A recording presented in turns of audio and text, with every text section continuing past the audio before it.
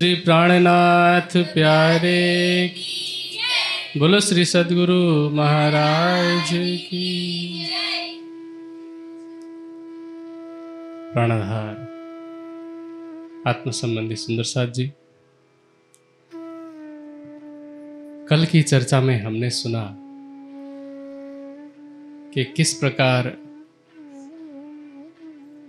अरब में खेता भाई को प्रबोधित करने के प्रयास में 4 वर्ष बीत जाते हैं और खेता भाई की मृत्यु होती है।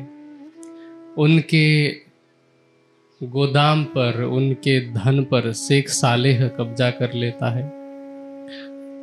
उसे छुड़ाने के लिए वहाँ के खलीफा अथवा बादशाह के पास मिहिर जी जाते हैं, किस प्रकार प्रयास करते हैं, लेकिन शेख सालेह उस गोदाम में आग लगा देता है। कैसे बिहारी जी और श्याम जी के द्वारा थोड़ा बहुत जो धन बचा था वो भिजवाते हैं, लेकिन ईर्ष्यावश वो सेवा भी, वो धन भी सुंदर साथ की सेवा में नहीं पहुंच पाता है। कैसे श्री मिहिर जी वापस आते हैं, लेकिन बालबाई जी की चुगली के कारण सद्गुरु प्रणाम स्वीकार नहीं करते। कैसे वहाँ से 2 वर्ष तक अपने बड़े भाई और भाभी के पास रहते हैं। भाभी के ताने सुनने के बाद कैसे जाकर के पुनः अपनी नौकरी करते हैं कला जी के पास जाकर, बाद में 8 महीने तक अहमदाबाद में, और वहाँ से सद्गुरु के अंतर्ध्यान होने से पहले पुनः वापस आते हैं।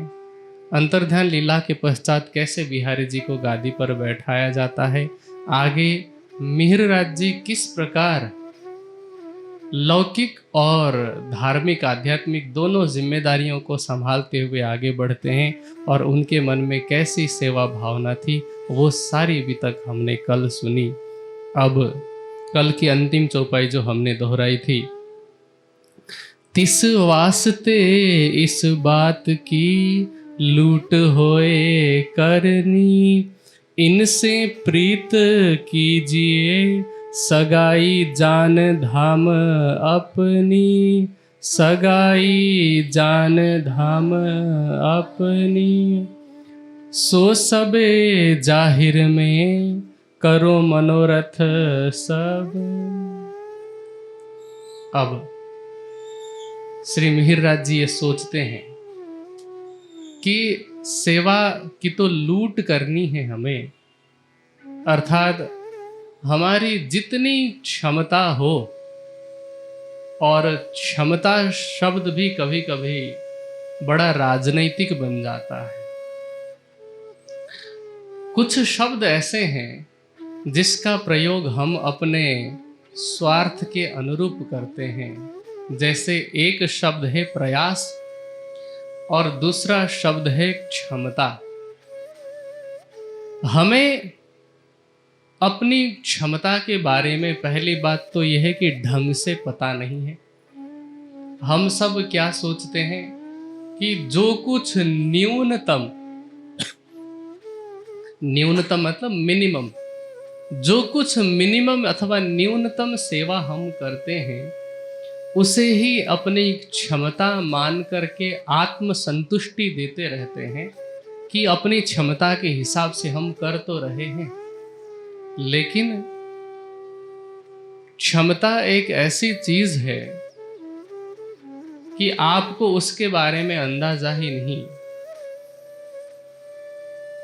सभी अपने आप में हनुमान हैं,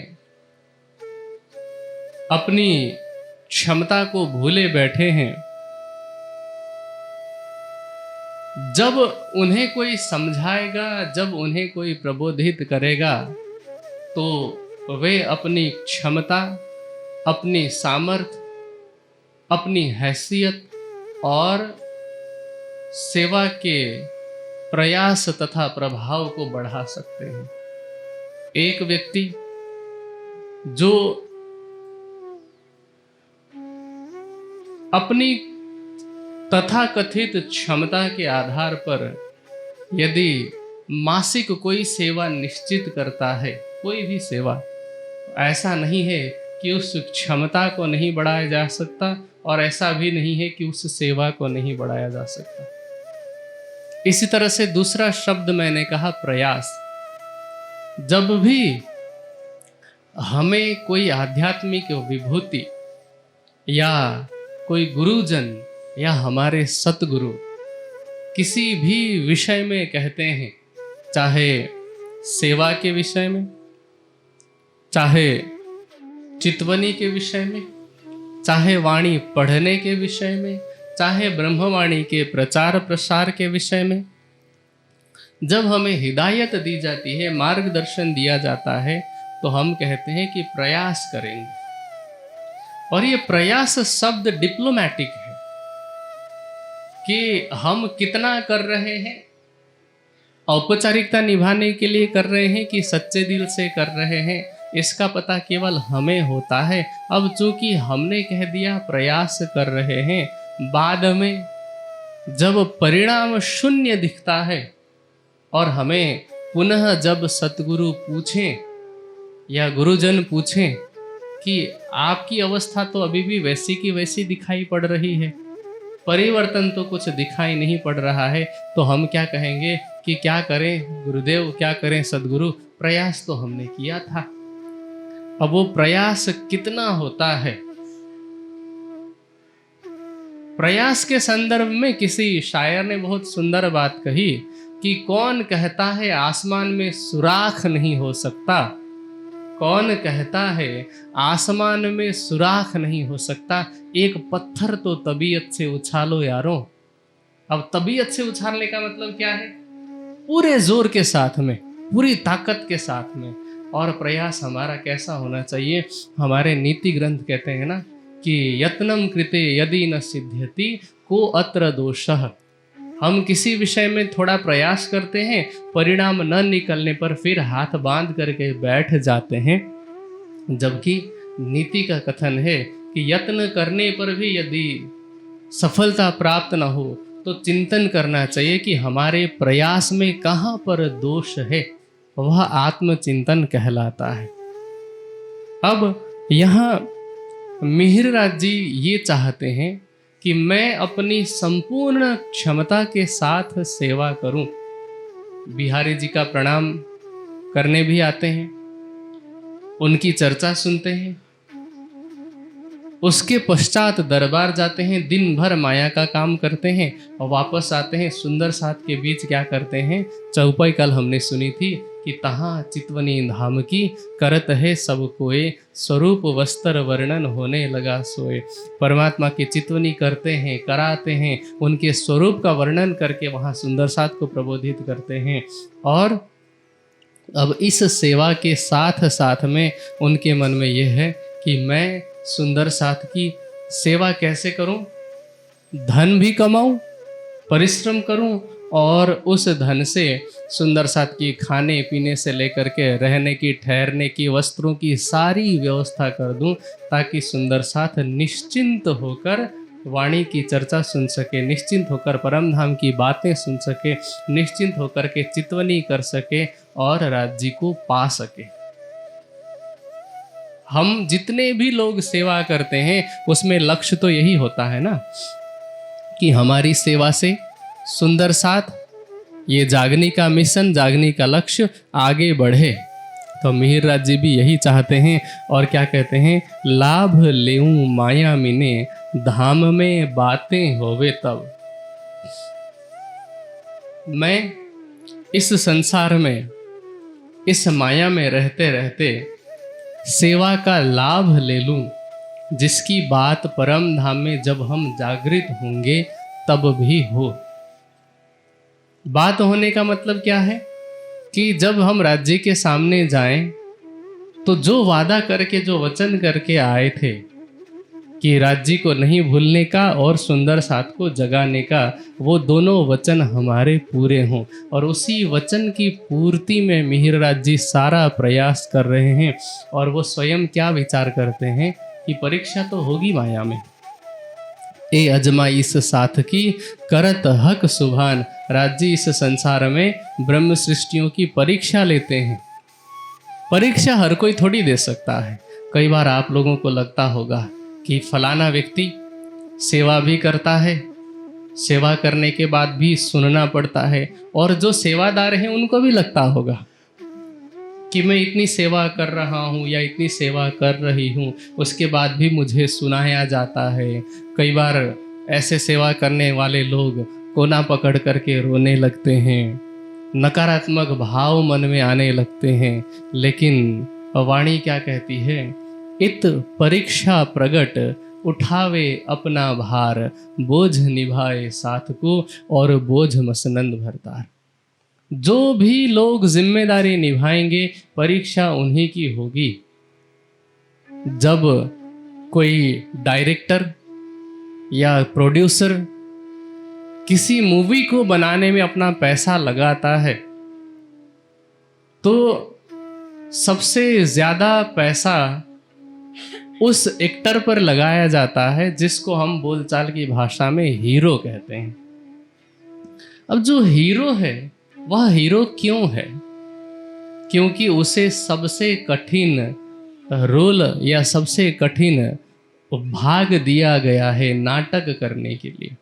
तो इस संसार में सबसे कठिन रोल उसी को मिल सकता है जो सबसे अच्छा। आप सेवा में अच्छा करेंगे, आपके जीवन में कठिनाई आएंगी, पर यदि आप उन कठिनाइयों से भागेंगे नहीं, सामना करेंगे, तो उसका परिणाम भी वैसे ही मिलेगा जैसे कि हमारे बीतक के इतिहास में या निजानंद के इतिहास में सभी परमहंसों को मिला है। ऐसा कोई नहीं है इस संसार में, ऐसा कोई महापुरुष नहीं है जिसे लोगों के ताने सुनने न पड़े हों। यदि आपके काम का कोई विरोध ही नहीं कर रहा है तो समझ लीजिए कि आप बड़ा काम नहीं कर रहे हैं। यदि आपके काम में कोई ताना नहीं मार रहा, आपके पीठ पीछे बातें नहीं हो रही, आपकी बुराई नहीं हो रही, तो समझ लीजिए कि आप गलत रास्ते पर चल रहे हैं। आप अच्छे रास्ते पर चलेंगे, लोग बुराई करेंगे। आप अच्छे रास्ते पर चलेंगे, लोग निंदा चुगली करेंगे, क्योंकि आपके पास समय नहीं है और लोगों के पास काम नहीं है, तो लोग ऐसा ही करेंगे। तो ये क्या है? ये परीक्षा है। अब इस परीक्षा में क्या होता है, कई बार अब हर कोई तो परीक्षा भी नहीं दे सकता ना। परीक्षा देने का अधिकारी कौन हो सकता है? जिसने थोड़ी बहुत पढ़ाई की हो। तो जितने सुंदर साथ सेवा समर्पण में थोड़ा थोड़ा बढ़ रहे हैं, उनकी थोड़ी थोड़ी परीक्षा होती है। अब ये परीक्षा कुछ ऐसी है जैसे वीकली टेस्ट हो गया है। वीकली टेस्ट से आप पास हो जाते हैं तो आपको मंथली टेस्ट देना पड़ता है, फिर इंटरनल एग्ज़ाम देने पड़ते हैं, फिर बोर्ड एग्ज़ाम आता है। तो बोर्ड एग्ज़ाम सबसे कठिन है, और बोर्ड एग्ज़ाम की आप बोर्ड एग्ज़ाम दे रहे हैं, इसका मतलब है कि परिणाम आपके निकट है। और यहाँ पर भी जैसे श्री देवचंद्र जी की परीक्षा हुई थी राज्य का दर्शन मिलने से पहले, वैसे ही जितने सेवादार हैं, जितने समर्पण के राह पर आगे बढ़ने वाले लोग हैं, उन सब की परीक्षा होगी। और कई बार तो परीक्षा ऐसी होती है कि ऐसा लगने लगता है कि हर कोई विरोध ही कर रहा है, कोई साथ देने वाला नहीं है। किसी महापुरुष ने कहा कि पहले हर अच्छी बात का विरोध होता है, उसके बाद फिर लोग मजाक उड़ाते हैं। पहले विरोध करेंगे कि ऐसा हो ही नहीं सकता, उसके बाद भी जब आप प्रयास करने लगते हैं तो लोग उसका मजाक उड़ाते हैं, और बाद में वही लोग धीरे धीरे आपका अनुसरण करने लगते हैं। वही लोग धीरे धीरे कहते हैं, जब आप सफल हो जाते हैं तब कहते हैं कि देखा मैंने तो कहा था ना। वो सफलता का श्रेय भी स्वयं ले लेते हैं, लेकिन प्रारंभ में विरोध ही हो रहा होता है।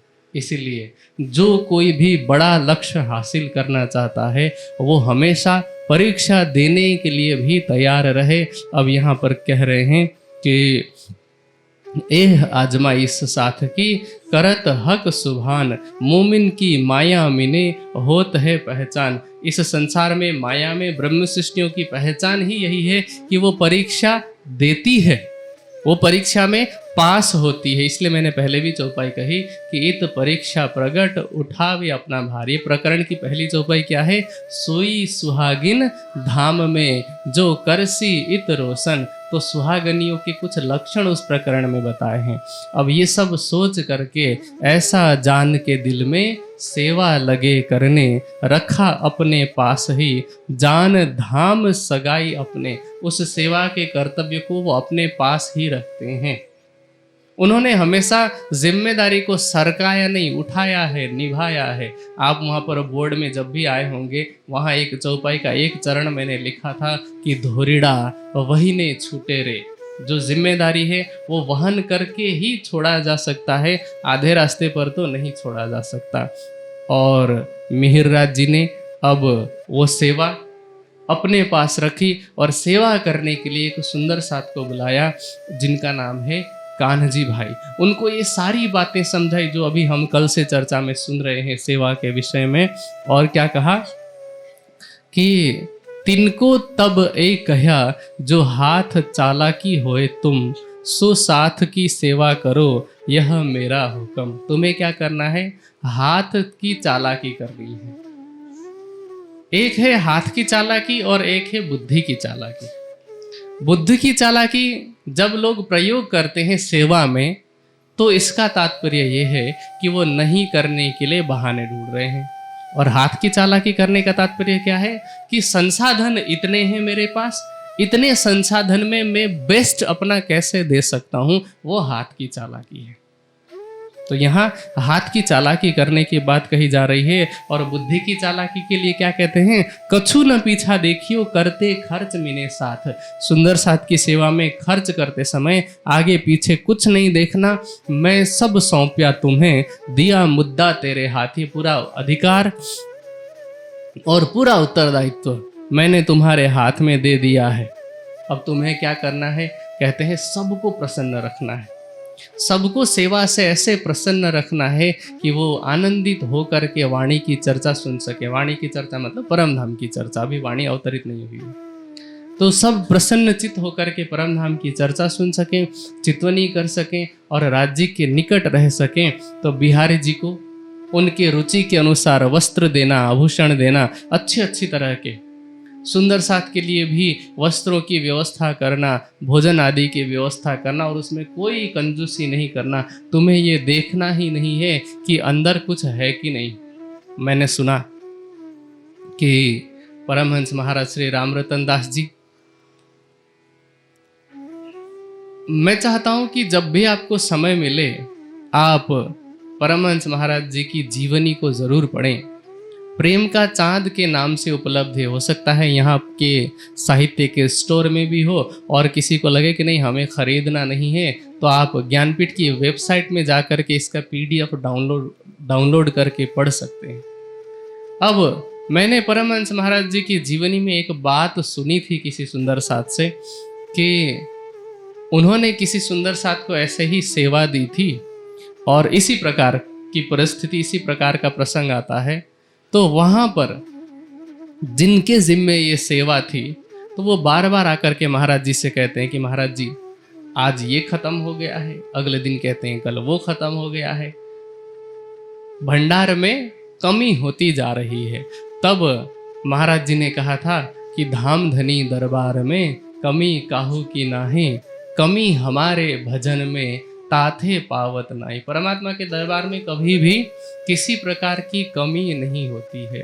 हाँ, हमारी बुद्धि में, हमारी सोच में वो कमी है, इसलिए हमारे संकल्प के अनुरूप अभाव ही होता है। मैं देखता हूँ कि जो लोग कमी का रोना रोते रहते हैं कि हमारे जीवन में ये कमी है, वो कमी है, वो जीवन भर परिश्रम करते हैं, प्रयास करते हैं, और अंतिम तक भी वो कमियों को ही गिनाते रहते हैं। जो लोग कहते हैं कि हमारे शरीर में ये दोष है, ये कमी है, ये परेशानी है, वो दवाइयाँ खाते रहते हैं, डॉक्टर के पास जाते रहते हैं और उसके बाद भी कहते रहते हैं कि हमारी ये कमी है वो कमी है और रोते रहते हैं। और कुछ लोग ऐसे होते हैं जिनको बाह्य रूप से तो अभाव होता है लेकिन कहते हैं कि नहीं सब कुछ है, मेरे पास बहुत है, और वो अपना जीवन हंसी खुशी आनंद पूर्वक बिताते हैं। जिन लोगों के शरीर में रोग बहुत होते हैं लेकिन उसके बाद भी कहते हैं कि नहीं ये कुछ भी नहीं है, मैं ठीक हूँ, और मैं ठीक हूँ वाला एटीट्यूड क्या है? ऐसा नहीं है कि ऐसा करने से उसका दर्द कम होता है, ऐसा नहीं है कि उसकी समस्या कम होती है, और ऐसा भी नहीं है कि बीमारी ठीक होती है, लेकिन उस व्यक्ति ने इन बीमारियों को, इन परेशानियों को इस प्रकार से अपने ऊपर हावी नहीं होने दिया और बीमारियों पर वो स्वयं हावी हो गया होता है कि वो रोग होते हुए भी रोक नहीं सकती।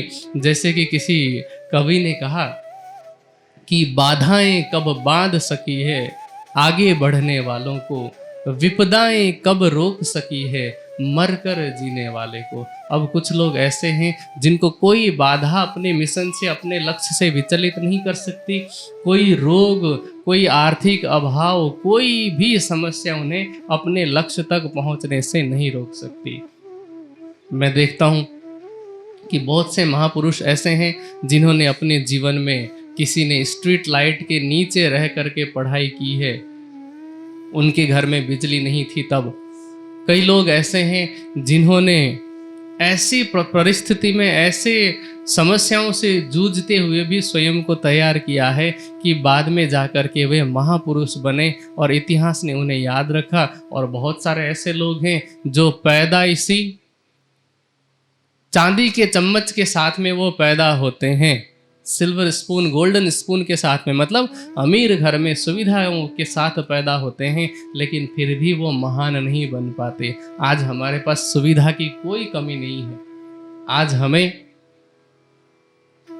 न हम में से कोई ये कह सकता है कि खाने का अभाव है, हम में से कोई ये नहीं कह सकता कि हमारे पास सिर छिपाने के लिए कोई छत नहीं है।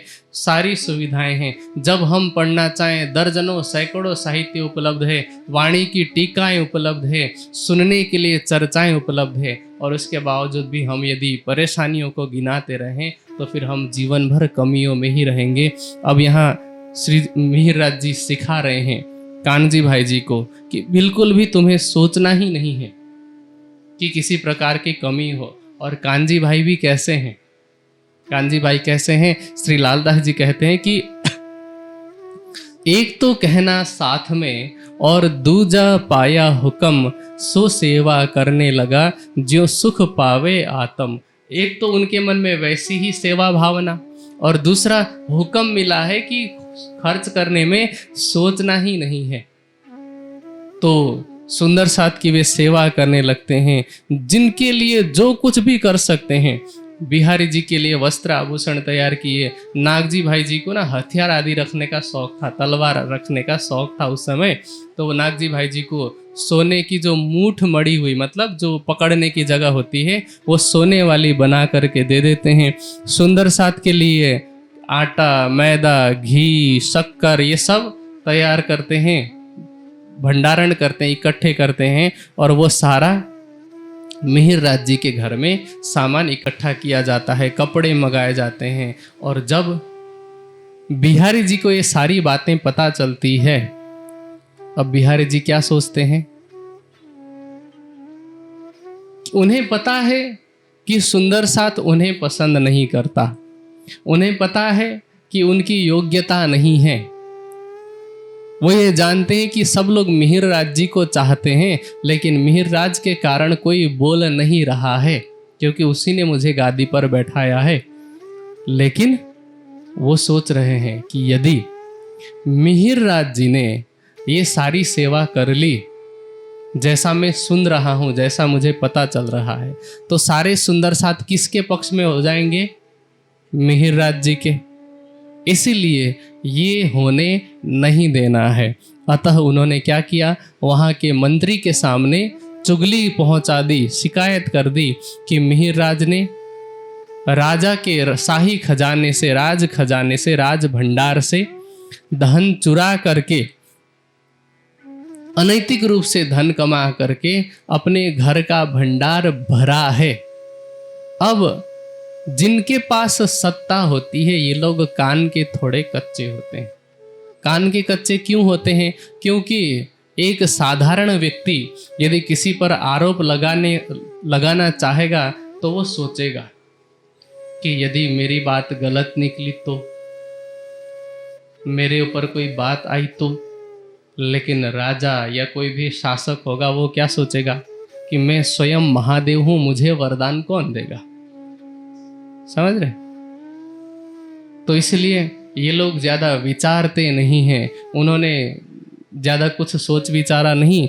और मिहिरराज जी को तथा एक भाई हैं सांवलिया ठाकुर और सबसे छोटे भाई हैं उद्धव ठाकुर, इन तीनों को नजरबंद में डाल दिया। अब संयोग क्या हुआ?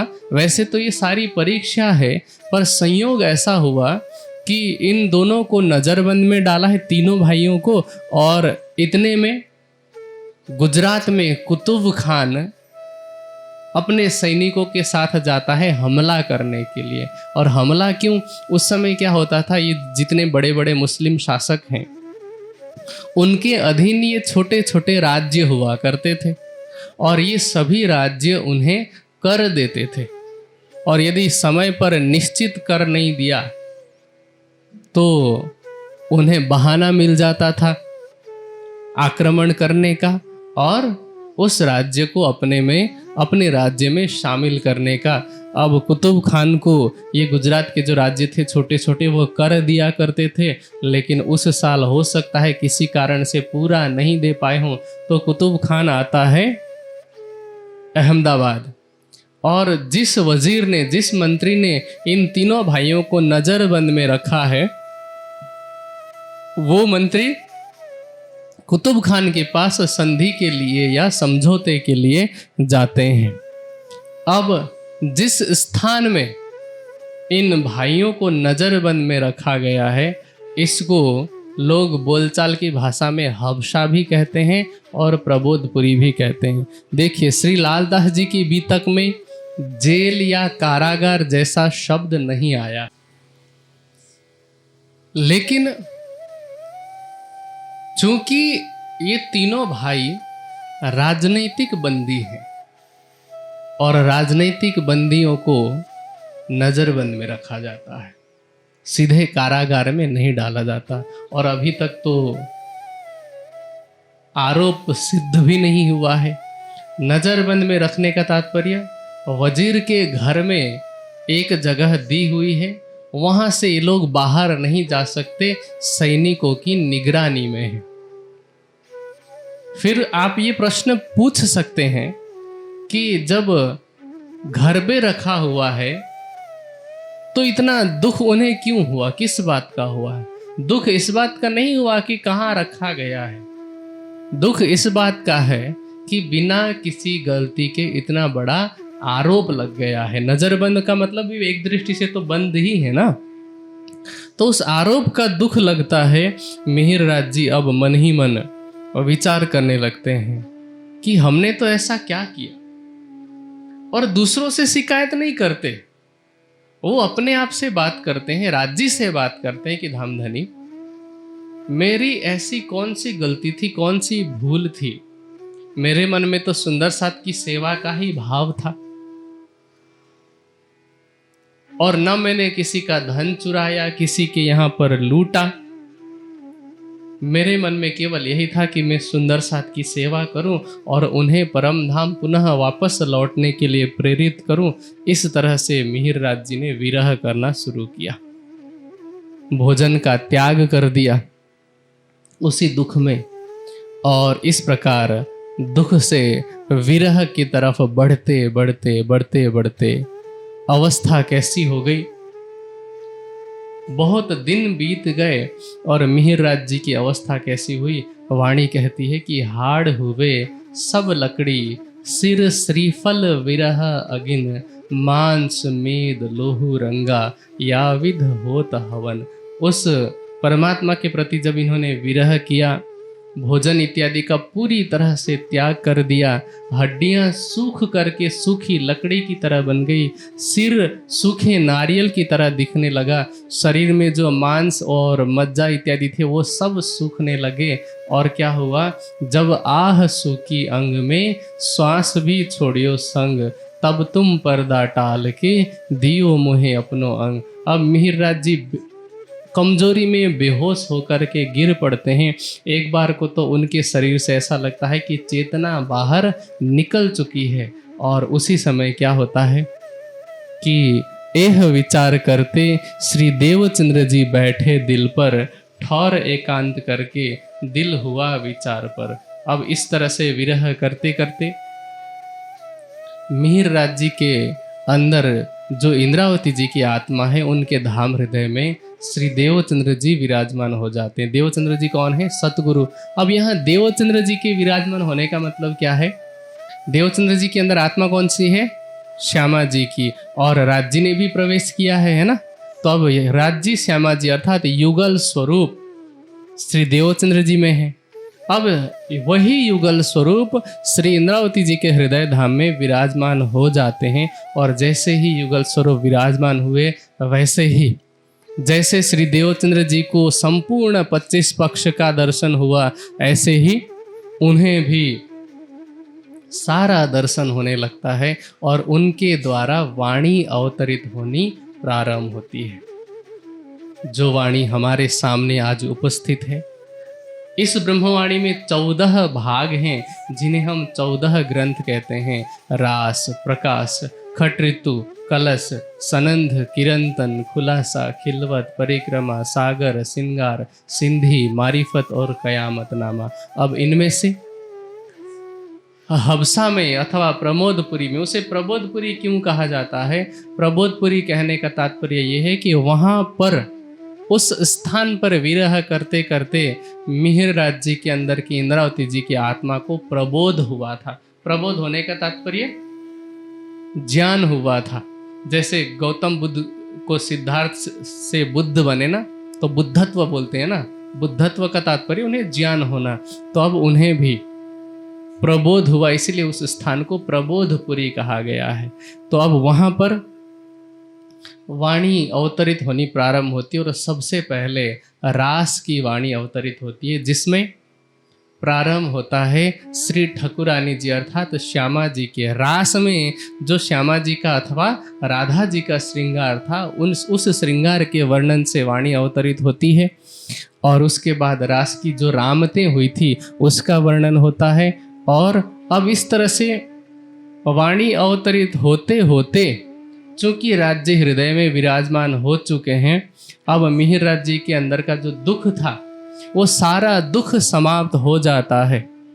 दुख मोसों जाता रहा, आए अंग में उमंग। अब उनके हृदय में वो उमंग, वो उल्लास आता है। अब वहीं पर चूंकि मिहिर राज जी का शरीर माध्यम बना है, आत्मा इंद्रावती जी की है, राज जी उनके अंदर विराजमान हो चुके हैं, वाणी अवतरित हो रही। जब रास की वाणी अवतरित हो रही तो वहाँ ऐसी घटना होती है कि रास की रामतों का जब चौपाइयाँ अवतरित होती है रास की रामतों की, तो वहाँ ऐसी दिव्य दृष्टि दिखाई पड़ती है या दिव्य दृश्य दिखाई पड़ते हैं कि जैसे बांसुरी का अगर वर्णन हो तो वहाँ लोगों को लगता है कि कहीं बांसुरी बज रही है। और सखियों की या कृष्ण जी के रामतों में विभिन्न प्रकार के आभूषणों की आवाज़ आती है। अब इसको वहाँ मंत्री की जो पत्नियां हैं वो भी सुनती हैं। और जो भाई हैं, नाम क्या है? सांवलिया ठाकुर। अब सांवलिया का मतलब क्या होता है? सांवला मतलब काला होता है ना। सांवलिया ठाकुर इतने कठोर थे, सोचे कि पहले भी सतगुरु को निकालने की धमकी दी थी, बाद में जब भाभी ने ताने मारे और मिहिर राज जी घर छोड़ करके जा रहे हैं, सांवलिया ठाकुर अगर चाहते तो रोक सकते थे ना, लेकिन वो कठोर थे। उनमें और मिहिर राज जी में बाह्य रूप से कोई प्रेम नहीं था, लेकिन वहाँ उसी प्रबोधपुरी में सांवलिया ठाकुर को भी उनके स्वरूप की पहचान होती है कि ये मेरा भाई नहीं, साधारण नहीं है, इसके अंदर तो कोई दिव्य शक्ति है। और ऐसा सोचते सोचते वहाँ की लीला देखते देखते सांवलिया ठाकुर को भी अब पहचान हो जाती है।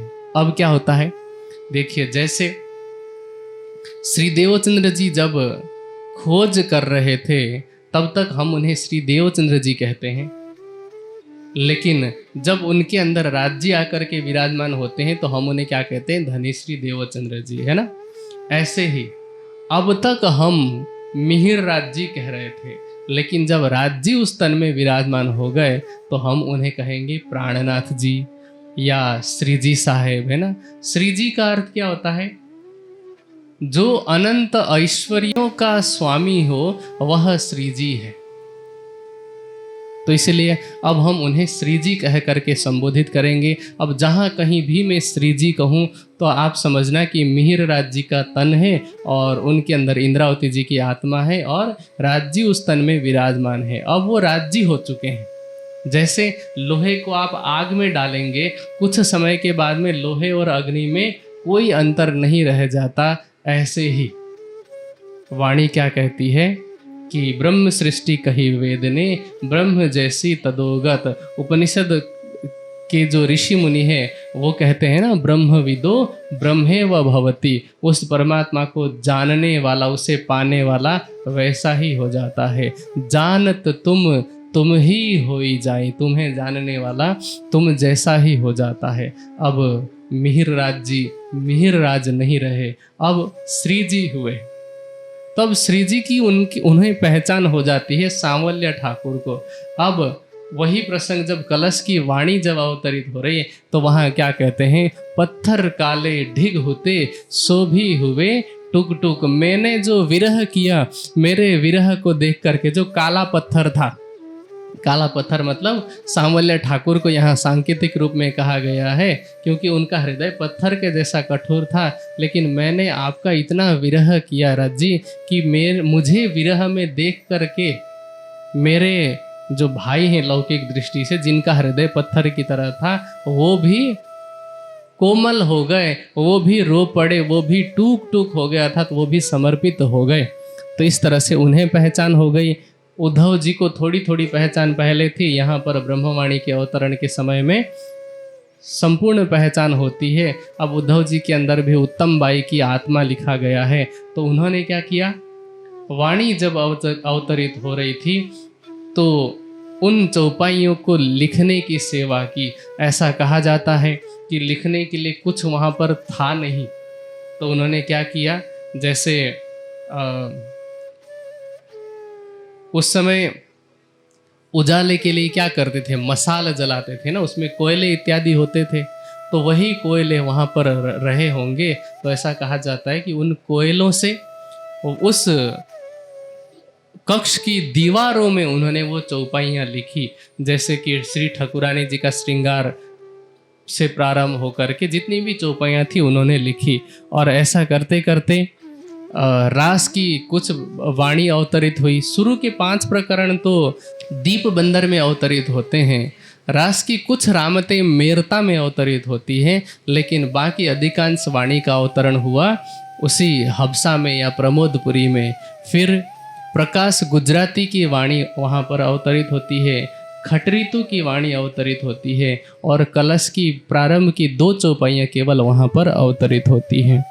इस तरह से अब वहाँ जब वाणी अवतरित हुई, अब हुआ क्या कि जो वजीर कुतुब खान के साथ समझौता करने के लिए गए थे वो भी वापस आ गए।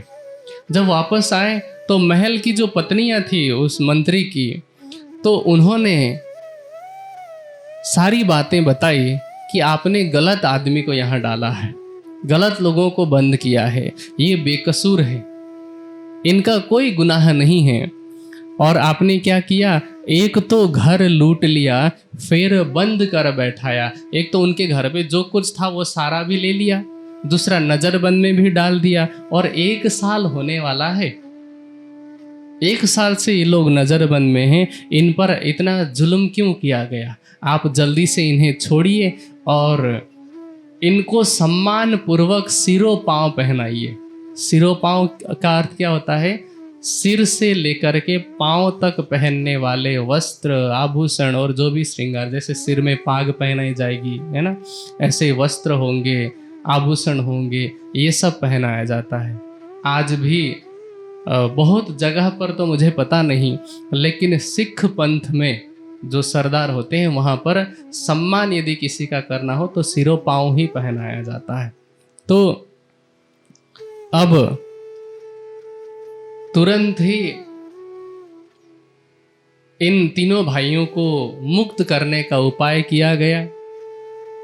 जो चौपाइयाँ लिखी गई थी दीवार पर, उन्हें लिखने की व्यवस्था की गई, और अब उस समय जो भी कागज आदि उपलब्ध होंगे उसमें लिख करके वहाँ से विदा लेकर के, उस नज़रबंद वाले घर से विदा लेकर के श्री जी आते हैं बिहारी जी के पास। बिहारी जी के चरणों में प्रणाम करते हैं। सोचिए कि ये सहनशीलता की पराकाष्ठा नहीं है तो और क्या है। जो कदम कदम पर चुगली करते हैं, और चुगली भी ऐसी वैसी थोड़ी, यहाँ क्या हो सकता है ज़्यादा से ज़्यादा हमारे साथ कि हमारी चुगली हो हमारे सदगुरु के सामने, या हमारे अध्यापकों के सामने, या हमारे संरक्षकों के सामने, तो ज़्यादा से ज़्यादा क्या हो सकता है? डांट मिल सकती है, या फिर क्या हो सकता है, थोड़ी बहुत नाराज़गी हो सकती है, लेकिन एक दो दिन में परिस्थिति सामान्य होती है।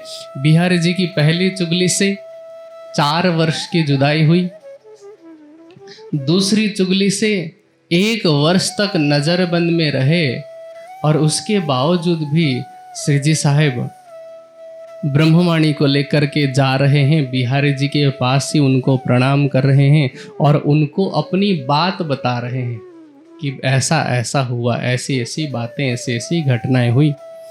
अब वहाँ पर जो किताबें अवतरित हुई थी, जो वाणी अवतरित हुई थी, वो उन्होंने बिहारी जी के पास रखा। सुंदर साथ को ये बात पता चल गई, वहाँ जो सुंदर साथ थे उन्हें, कि मिहिर राज्य पर राज्य की कृपा हुई है। अब इस तन में राज्य विराजमान हो चुके हैं, और ये राज्य ने हमारे लिए खजाना दिया है। कौन सा खजाना? वाणी रूपी खजाना। लेकिन अब होता क्या है कि बिहारी जी उसे देखते हैं। वाणी में खट ऋतु ग्रंथ के अंतर्गत, जैसे मैंने कहा ना, रास प्रकाश, उसके बाद खट ऋतु, तो खट ऋतु ग्रंथ के अंतर्गत प्रसंग ये आया है कि पहली बात तो विरह की बात की गई है कि कैसे इंद्रावती जी की आत्मा ने राज्य के लिए विरह किया।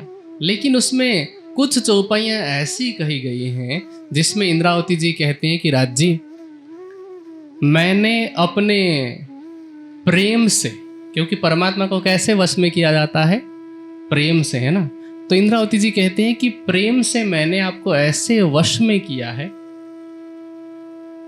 कि आपको मैं तोता बना करके, ये एक लाक्षणिक वर्णन है, ऐसा नहीं कि परमात्मा सच में तोता बन जाएगा।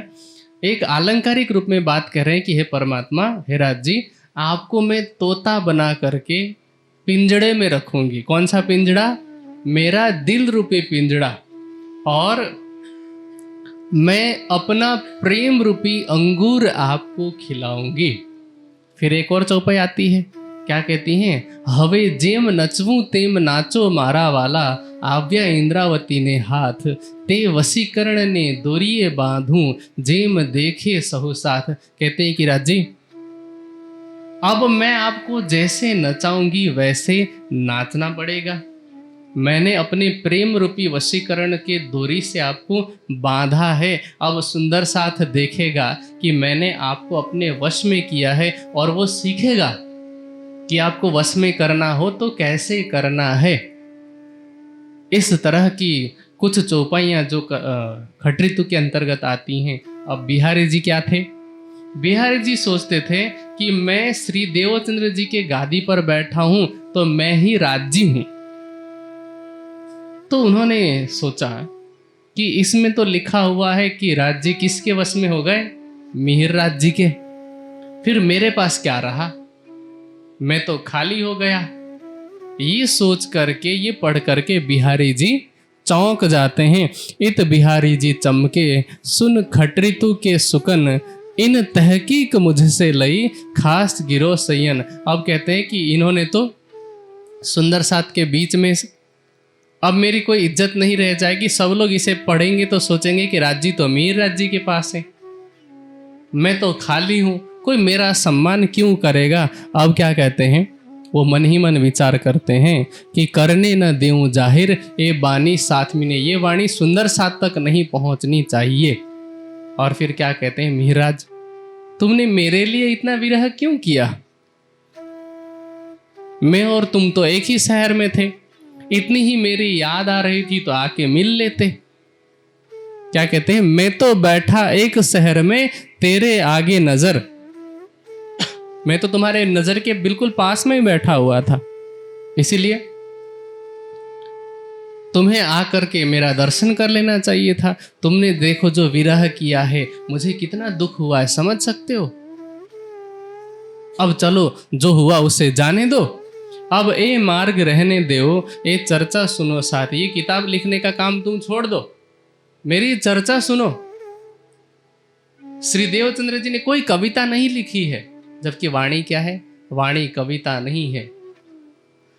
वाणी क्या है, एक कीव कर जिन जानो मन, धनी जी ल्याए धाम से वचन। ये वाणी तो कोई कविता नहीं, राज्य साक्षात परम धाम का ज्ञान, परम धाम की निधि, वहाँ का खजाना इन 18,758 चौपाई में लेकर के आए हैं।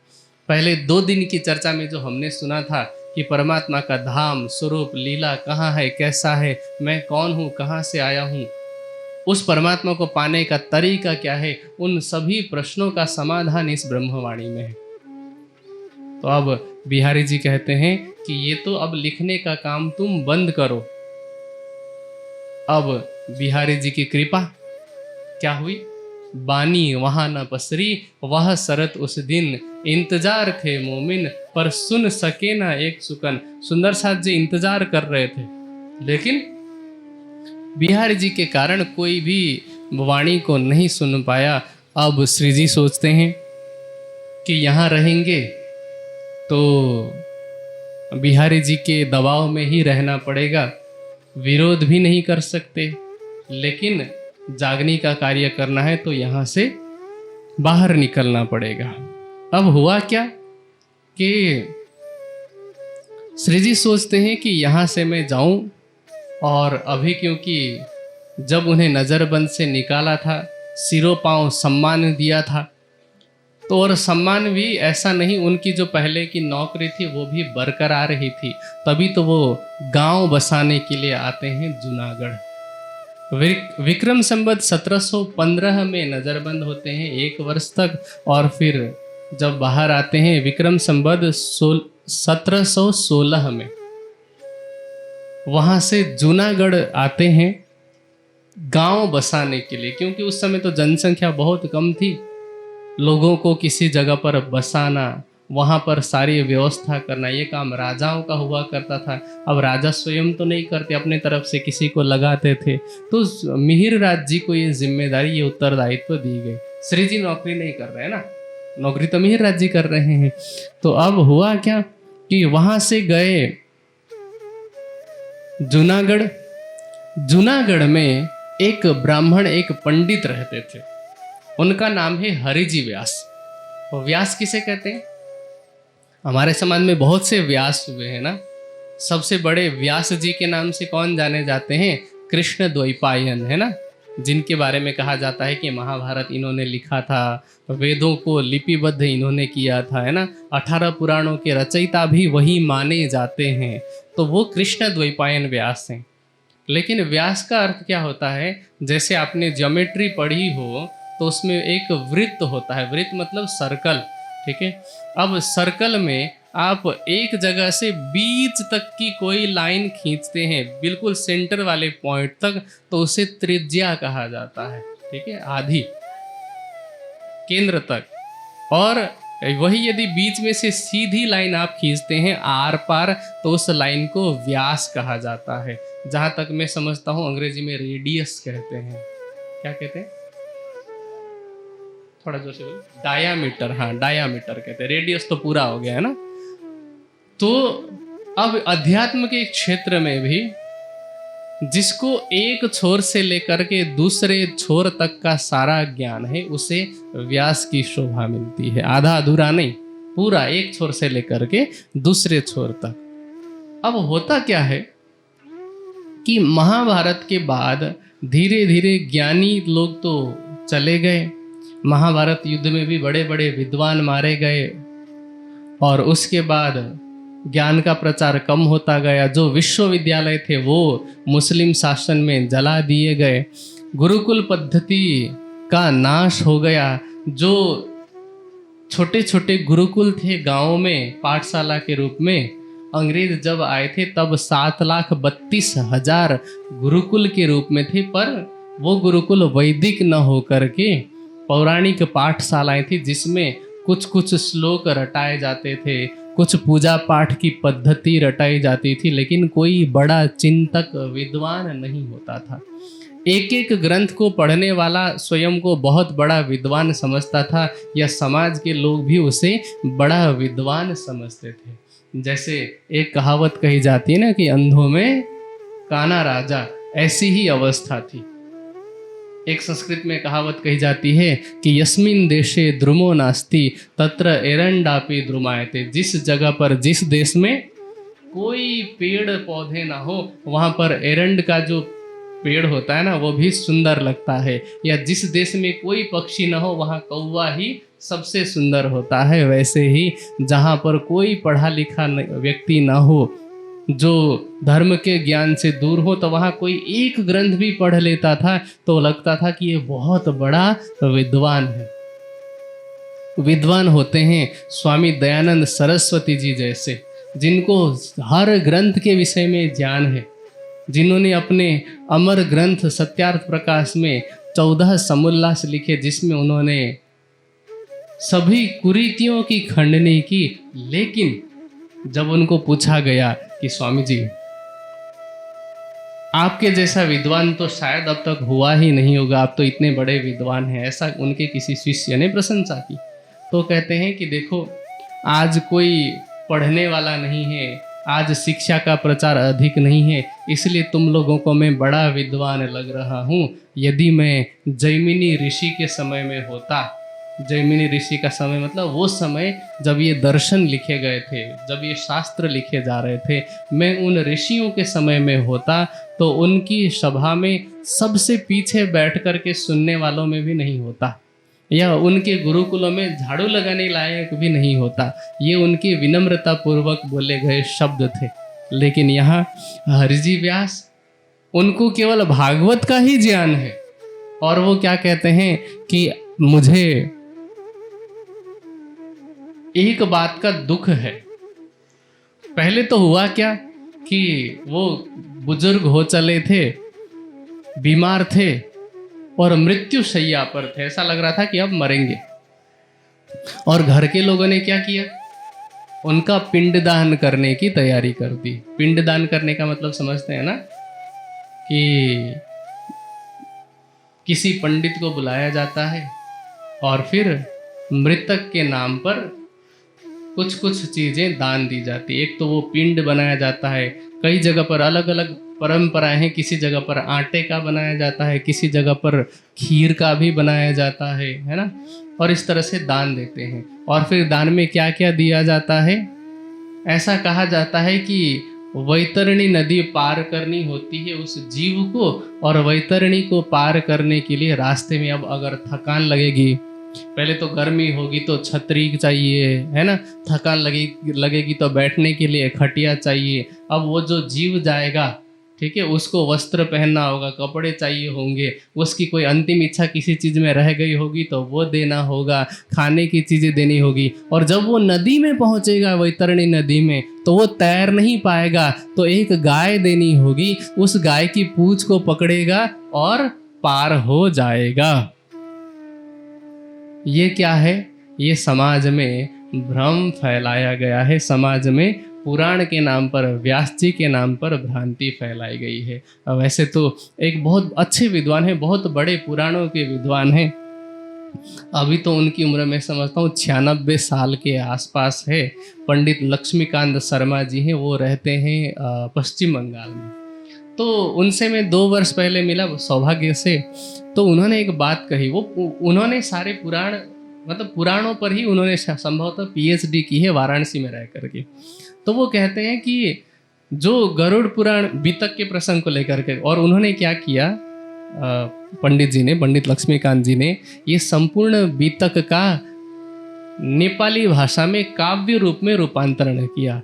तो उन्हें संस्कृत का भी ज्ञान है और हिंदी नेपाली का भी ज्ञान है। तो वो कहते हैं कि गरुड़ पुराण जब मैंने पढ़ी तो मुझे पता चला कि हरिजी व्यास ने ये क्यों कहा था कि मेरा पिंडदान मत कराना। तो वो कहते हैं कि पुराण में स्पष्ट रूप से ऐसा लिखा है कि पिंडदान वही कराए जो अपने माता पिता को, मतलब कि आप जिसका भी पिंडदान करा रहे हैं, तो कहते हैं कि पिंडदान उसे ही कराना चाहिए जिससे लगता है कि मेरे माता पिता या जिसकी मृत्यु हुई वो पापी है। समझ रहे मेरी बात? अगर आप अपने माता पिता का पिंडदान करा रहे हैं, इसका मतलब ये कि आप पहले ही उनको क्या मान रहे हैं कि ये पापी हैं, तभी तो वैतरणी जाएंगे ना। समझ रहे? तो यही बात उन्होंने कही कि इसी कारण से इन्होंने हरजी व्यास ने मना किया था। अब इन सब के पीछे क्या है, वास्तविकता कुछ अलग है। वास्तविकता ये है कि या तो गरुड़ पुराण सत्य है या फिर गीता सत्य है ना। दोनों सत्य नहीं हो सकती, क्योंकि गीता पूर्व की बात करती है और गरुड़ पुराण पश्चिम की बात करती है। एक अंधकार की बात है और एक प्रकाश की बात है। अब अंधकार और प्रकाश दोनों तो एक साथ नहीं हो सकते।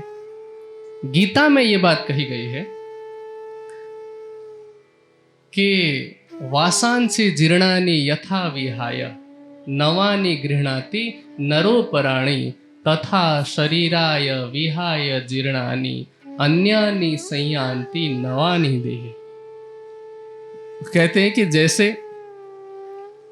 हम पुराने वस्त्र को उतार करके नया वस्त्र बदलते हैं, वैसे ही जीव अपने कर्म के आधार पर नया शरीर धारण करता है, जैसे हम कपड़ा बदलते हैं। अब नदी का कोई प्रोसेस नहीं है, ठीक है। अब यदि ये मान लिया जाए कि वो जीव कर्म के बंधन में नहीं है, फिर तो वो मुक्त ही हो गया वैतरणी जाने का, तब भी कोई सवाल नहीं है।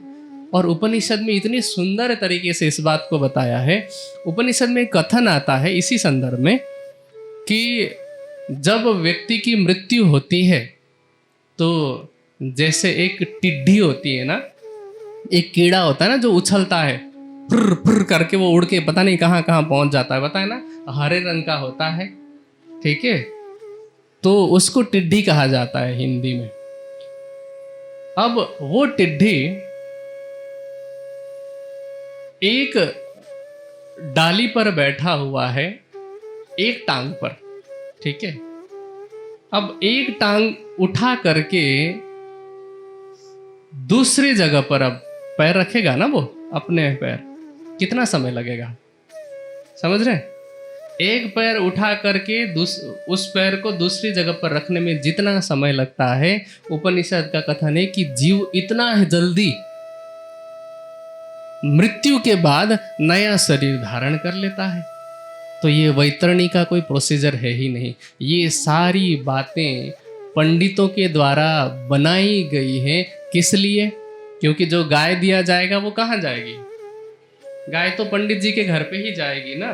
जो छतरी दिया जाएगा वो किसके घर पे जाएगा? जो कुछ भी खटिया दिया जाएगा, कुछ भी। एक बार क्या हुआ कि इसी तरह से एक घर पे माताजी की मृत्यु हो गई। माताजी की मृत्यु के पश्चात अब पिंडदान कराने की बारी आई। तो पंडित जी ने पूछा कि माताजी की कोई ऐसी इच्छा जो अधूरी रह गई हो। तो अब उस घर पे 5 भाई रहते थे, बहनें भी आई हुई थी सब। तो एक भाई अभी पहुंचा नहीं था, 4 भाई थे जिनको कुछ शास्त्रों का अधिक ज्ञान नहीं था। उन्होंने भोलेपन में बोल दिया कि पंडित जी, हमारी माता की इच्छा थी कि मरने से पहले ना सोने का मंगलसूत्र पहने। तो पंडित जी कहते हैं कि वो तो देना पड़ेगा। सोने का मंगलसूत्र देना पड़ेगा, यदि नहीं देंगे तो उनकी आत्मा को शांति नहीं मिलेगी। आप मुझे दे दीजिए, मैं उन तक पहुंचा दूंगा। आप जो कुछ भी यहाँ मुझे देंगे वो मैं उन तक पहुंचा दूंगा। अब भाई तैयारी करने में लग गए कि सोना कहाँ से लाए मंगलसूत्र बनाने का, अब खर्च होगा। एक तो माता जी की मृत्यु में दूसरे भी खर्च हुए होंगे, अस्पताल में पहले खर्च हुआ होगा। इतने में एक भाई आया जो थोड़े शास्त्र पढ़ा हुआ था, उसको पता था कि ये सब तो बाद में लोगों का बनाया हुआ है। उसने कहा, पंडित जी हमारी माता को डायबिटीज भी था और उनको हम रोज इंसुलिन का इंजेक्शन लगाते थे। ये इंजेक्शन हम आपको लगा दें अगर, तो क्या हमारी माता जी तक पहुंचेगा? तो पंडित जी समझ गए कि नहीं, ये तो पासा उल्टा पड़ गया। ठीक है, तो अब वहां से नाराज होकर के चले गए। तो फिर उस भाई ने समझाया कि देखिए ऐसा कुछ भी नहीं होता। मैं आपको एक बात बताऊं, प्रसंग चल ही रहा है तो, क्योंकि ये बहुत महत्वपूर्ण बात है। हर घर में ऐसी परिस्थिति आती ही आती है। अब हमारे यहाँ पर कुछ परंपराएं हैं। देखिए धर्म और परंपरा बिल्कुल अलग अलग है। ठीक है, धर्म तो हमने सुन लिया था, धर्म के 10 लक्षण सुन लिए थे। मृत्यु के बाद स्वामी दयानंद सरस्वती जी लिखते हैं कि मृत्यु के बाद मृतक के लिए एक ही कर्म शेष बचता है, जो मृतक के लिए करना होता है वो होता है दाह संस्कार या अंतिम संस्कार। कहीं कहीं पर कुछ संतों को गाड़ने की भी परंपरा होती है, जिसको हम समाधि देना बोलते हैं। अन्यथा हिंदू धर्म में जलाने की परंपरा रही है। कुछ कुछ संत जल समाधि भी ले लेते हैं, पर अमूमन अधिकतर दाह संस्कार किया जाता है। तो स्वामी जी कहते हैं कि अंतिम संस्कार जो है वो दाह संस्कार है। फिर ये जो 13 दिन का क्रियाक्रम है वो कहाँ से आया? गुजरात में जैसे चौथे दिन बेशुणु किया जाता है ना, 12वें दिन शायद मैं समझता हूँ भोज वगैरह लोगों को बुला करके खिलाया जाता है, पंडितों को खिलाया जाता है, अलग अलग लोगों को खिलाया जाता है। देखिए जो नियम बनाए गए हैं, कुछ कुछ नियम बहुत सुंदर हैं।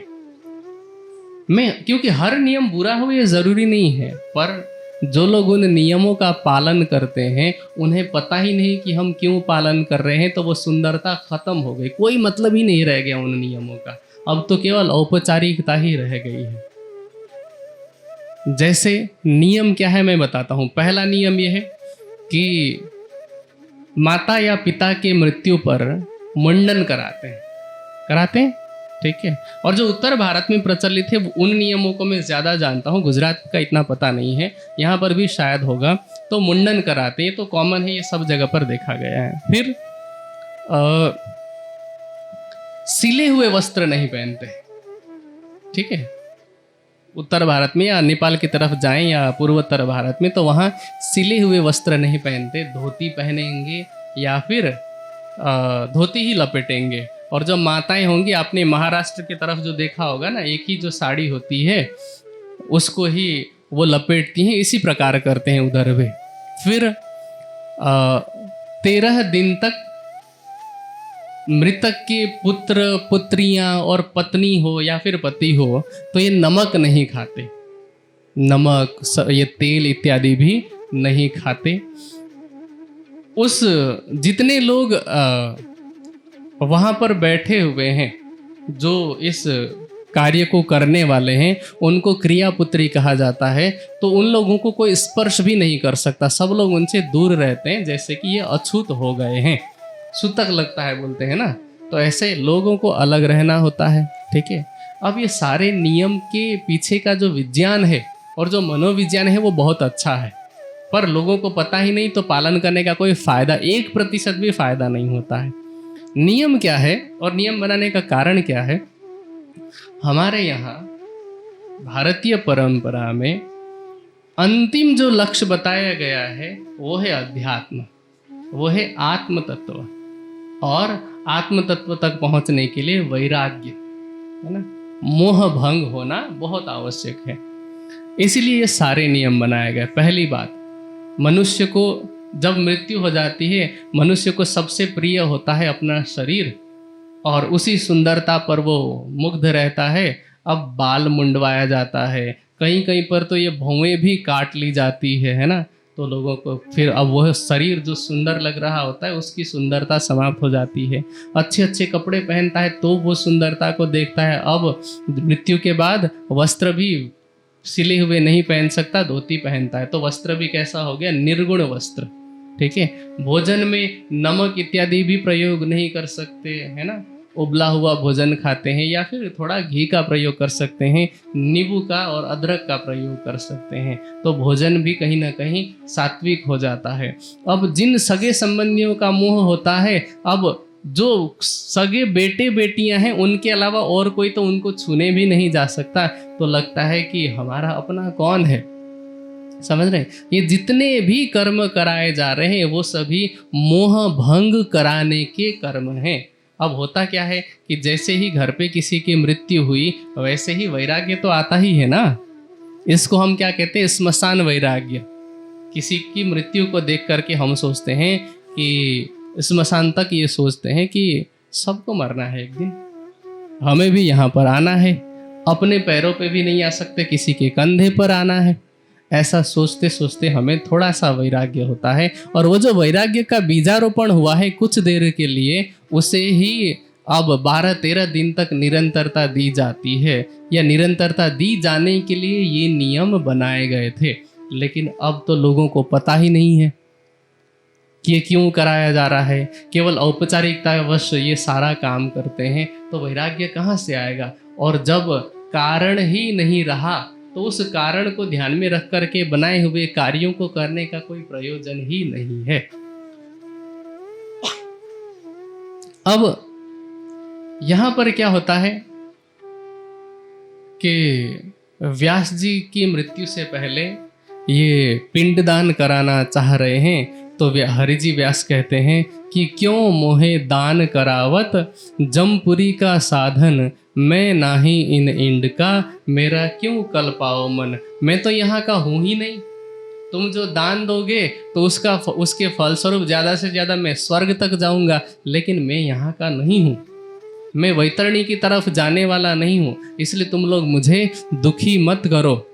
और कहते हैं मरने से पहले मेरी बस दो इच्छाएं रह गई है, और वो इच्छा क्या, कहते हैं कि जाको मैं हाँ कही सो ना न कही किन्ने।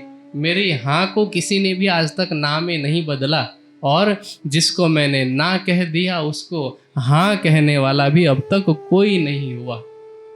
क्योंकि वो शास्त्रार्थ करते थे, अलग अलग विषयों पे लोगों को हराते थे, और लोग उन्हें सम्मान भी करते थे कि बहुत बड़ा ज्ञानी है। लेकिन अब उस समय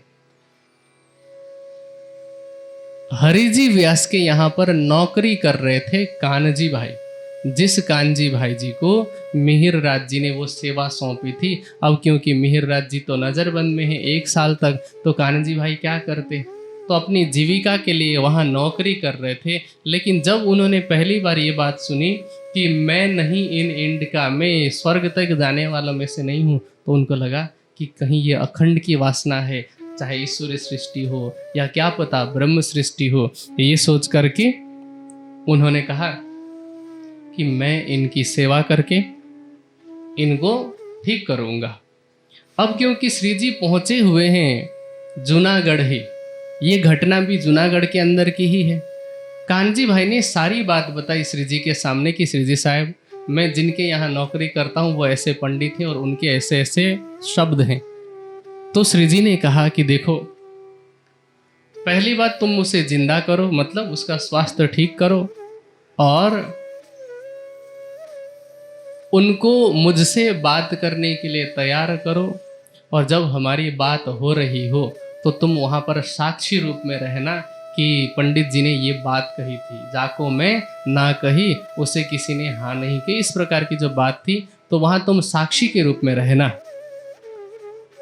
और उनके अहंकार को समाप्त करना बहुत आवश्यक है। यहाँ उनके अहंकार को समाप्त करके नीचा दिखाने की बात नहीं है। जितने भी हमारे धर्मशास्त्र हैं या ब्रह्मवाणी हमारी है, इन सभी ग्रंथों का कथन क्या है कि परमात्मा जिस पर कृपा करते हैं सबसे पहले उनके अहंकार को समाप्त करते हैं। तो यहाँ उन पर कृपा होनी है, पहले तो उनके अहंकार को समाप्त किया जाएगा, तभी तो बाकी बातों को वो स्वीकार करेंगे। इसीलिए अब श्री जी ने आदेश दिया कान्हजी भाई जी को, तो कान्हजी भाई सोचते हैं कि उन्हें जिंदा करना है, वो मेरी सेवा है, इनको परम धाम की बात सुनानी है, वहाँ का ज्ञान देना है। तो अब वो क्या सोचते हैं कि जाते हैं बाग में जाकर के अच्छी अच्छी ताजी ताजी सब्जियां लेकर के आते हैं और वो खिलाते हैं। पहले वो नौकरी कर रहे थे, अब वो सेवा कर रहे हैं। नौकरी और सेवा में अंतर क्या है? नौकरी कर रहे हैं तब भी सब्जी खिला रहे हैं, सेवा कर रहे हैं तब भी सब्जी खिला रहे हैं। घर पे आप किसी काम वाली बाई को रखते हैं तब भी वो आती है, रोटी बनाती है और चली जाती है, और आपके घर में आपकी माता होंगी, या मान लीजिए कि जो भाई हैं आपकी पत्नी होंगी, वो भी आपको रोटी बना करके ही खिलाती हैं। सब्जी में मसाले भी वही होते हैं, दाल भी उसी प्रकार का होता है। लेकिन एक करे तो वो काम होता है या नौकरी होती है, दूसरी करे तो वो सेवा होता है। तो ये क्यों? इसके पीछे केवल फर्क है भावना का। जैसे मैं एक उदाहरण से बताऊं, आपने अपने घर में किसी काम वाली को रखा है तो वो गिन के रोटी बनाएगी, पूछेगी ना कितने लोग खाएंगे, कितने कितनी खाएंगे। और यदि उसको कहा गया हो कि कोई एक्स्ट्रा व्यक्ति आ सकता है अतिरिक्त, तो एक आदमी का खाना एक्स्ट्रा बनाना, तो वो बना देगी। लेकिन बनाते बनाते यदि अचानक से हम कहें कि आज भूख थोड़ी ज़्यादा है, 2 रोटी और बना देना, तो चूंकि सैलरी आपसे मिल रही है, मजबूरी में बना तो देगी, लेकिन मन ही मन वो क्या सोचेगी, पहले नहीं बता सकते थे, अब मुझे दोबारा आटा गूंथना पड़ेगा, है ना। या फिर कितना खाता है, काम तो कुछ करता नहीं है, सोफे पे बैठा रहता है, फिर भी इतना खाता है, इतनी भूख क्यों लगती है, इतनी भूख तो मुझे नहीं लगती, मैं इतना काम करती हूँ, है ना। ऐसी ऐसी वो मन में विचार कर सकती है। और एक माँ अगर 4 रोटी का आटा गूंथ करके बनाई होगी, जिसमें से हो सकता है कि बेटे ने कहा हो 2 रोटी के लिए और 2 अपने लिए बनाई हो, और बेटा कहे कि मुझे ना और भूख लग रही है, 2 रोटी और चाहिए, वो खुश होगी, अपने हिस्से की रोटी बेटे को खिलाएगी और कहेगी कि मैं दोबारा बना के खा लूँगी, कोई दिक्कत नहीं। और कई बार ऐसा होगा कि यदि परिस्थिति ऐसी होगी और घर में भोजन कम होगा, तो माँ कहेगी कि मुझे आज भूख नहीं, मुझे खाने का मन नहीं। इस तरह से वो मन होते हुए भी बहाना बना देगी। इतना फर्क होता है काम में और सेवा में। किसका फर्क? केवल भाव का। यदि भाव है तो वही परिश्रम सेवा बन जाता है, और भाव ना हो तो वही परिश्रम काम, मजदूरी या नौकरी बन जाती है।